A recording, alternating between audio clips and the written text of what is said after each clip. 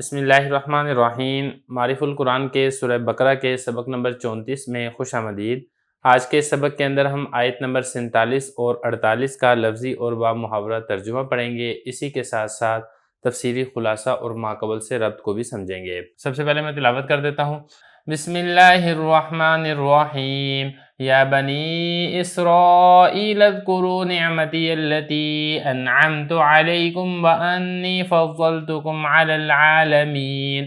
واتقوا یوما لا تجزی نفس عن نفس شیئا ولا يقبل منها شفاعة ولا يؤخذ منها عدل ولا هم ينصرون۔ صدق اللہ العظیم۔ لفظی ترجمہ دیکھ لیں۔ یا اے بنی اسرائیل، اسرائیل کے بیٹو، اذکرو یاد کرو تم، نعمت، اور یا جو ہے نا اس کا مطلب ہوتا ہے میری،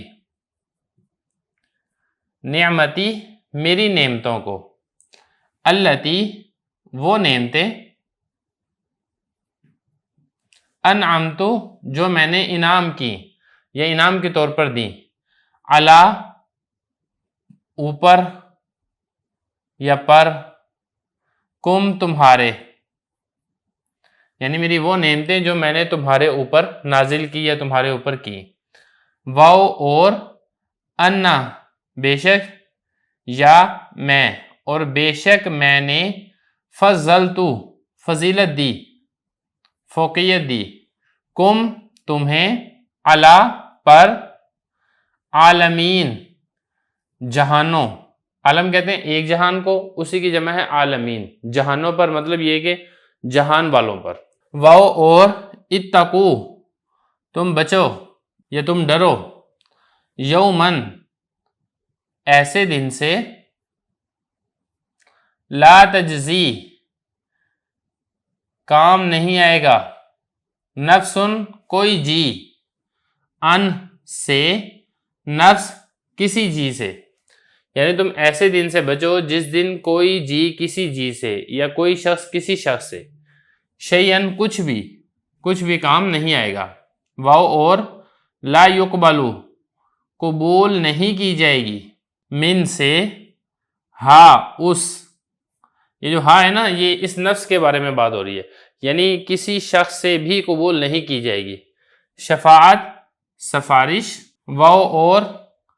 لا یؤخذ نہیں لیا جائے گا، من سے، ہا اس، یہ وہی نفس کی بات ہو رہی ہے، مطلب کسی جی سے نہیں لیا جائے گا، عدل بدلہ، واو اور یہ لا کا ترجمہ نہیں ہوگا، ہم وہ، ینصرون مدد کیے جانا، نہ ہی وہ مدد کیے جائیں گے۔ یہ لفظی ترجمہ ہو چکا ہے، اب اس کا با محاورہ ترجمہ دیکھ لیں۔ اے بنی اسرائیل میری ان نعمتوں کو یاد کرو، وہ نعمتیں جو میں نے تمہارے اوپر انعام کی اور میں نے تمہیں جہان والوں پر فضیلت دی، اور تم بچو ایسے دن سے جس دن کوئی جی کسی جی سے کچھ بھی کام نہیں آئے گا، اور نہ ہی کسی جی سے کوئی سفارش قبول کی جائے گی، اور نہ ہی کسی جی سے کوئی بدلہ لیا جائے گا، اور نہ ہی ان کی مدد کی جائے گی۔ یہ اس کا لفظی اور با محاورہ ترجمہ ہو گیا ہے۔ اب چلتے ہیں تفصیلی خلاصے کی طرف۔ اللہ رب العزت حضرت یعقوب علیہ السلام کی اولاد کو فرما رہے ہیں کہ تم لوگ میری نعمتوں کو یاد کرو تاکہ تمہیں شکر کی توفیق ہو اور تم اللہ تعالیٰ کی اطاعت کے اندر آگے بڑھو۔ جو نعمتیں میں نے تمہارے اوپر نازل کی ہیں اس بات کو یاد کرو، اور اسی طریقے سے جو میں نے تمہیں جہان والوں پر فضیلت دی ہے، فوقیت دی ہے، تم اس کو بھی یاد کرو۔ تو یہ جو آیات ہیں، ان آیات میں اصل میں نبی کریم صلی اللہ علیہ وسلم کے زمانے کے جو یہودی ہیں ان کو خطاب کیا جا رہا ہے، اور عموماً ایسا ہی ہوتا ہے کہ باپ دادا کے اوپر جو احسان اور نیکی کی جاتی ہے اس سے اولاد بھی فائدہ حاصل کرتی ہے، جس کا عام طور پر مشاہدہ ہوتا رہتا ہے۔ تو اسی لیے جو اولاد ہے یہاں پر، یعنی حضرت نبی کریم صلی اللہ علیہ وسلم کے زمانے کے یہودی، ان کو ان کے باپ داداؤں پر جو انعامات اللہ تعالیٰ نے کیے تھے اور فوقیت دی تھی ان کو یاد دلا کر ان کو احسان فراموشی سے بچنے کا تلقین کی جا رہی ہے۔ اسی طریقے سے جو اگلی آیت ہے اس میں اللہ رب العزت ارشاد فرما رہے کہ تم قیامت کے دن سے بچو، قیامت کے دن میں کوئی شخص کسی شخص کی طرف سے کچھ مطالبہ ادا نہیں کر سکتا ہے۔ جیسے دنیا کے اندر ہوتا ہے نا کہ آپ نے کسی کے پیسے دینے ہیں، تو اگر آپ نہیں دے سکتے ہیں، آپ کی جانب سے آپ کو کوئی دوست ادا کر دے، قیامت میں کل ایسا نہیں ہو سکتا ہے۔ اسی طریقے سے کوئی شخص کسی دوسرے کی سفارش بھی نہیں کر سکتا ہے، وہ جس کے اندر ایمان نہیں ہے۔ اور اسی طریقے سے عدل، کوئی معاوضہ بھی نہیں دے سکتا ہے۔ جیسا کہ ہوتا ہے نا کہ کوئی بندہ پھنس جاتا ہے تو کوئی دوسرا آدمی اس کا معاوضہ دے کے اس بندے کو چھڑوا لیتا ہے، تو یہ سارے کام کل قیامت کے اندر نہیں ہوں گے،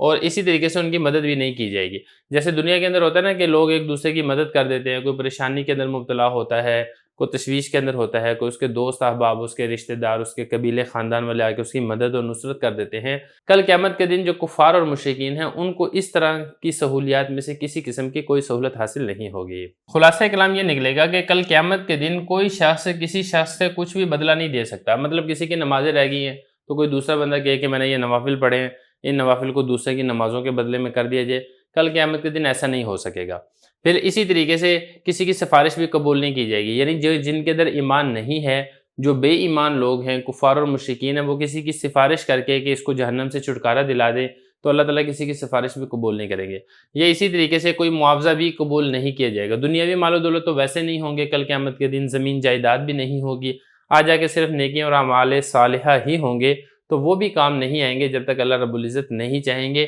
وَلَا هُمْ يُنصَرُونَ، اور نہ ہی یہ جو کفار اور مشرکین ہیں، اللہ تعالیٰ کے نافرمان بندے ہیں، ان کی کسی بھی قسم کی مدد کی جائے گی۔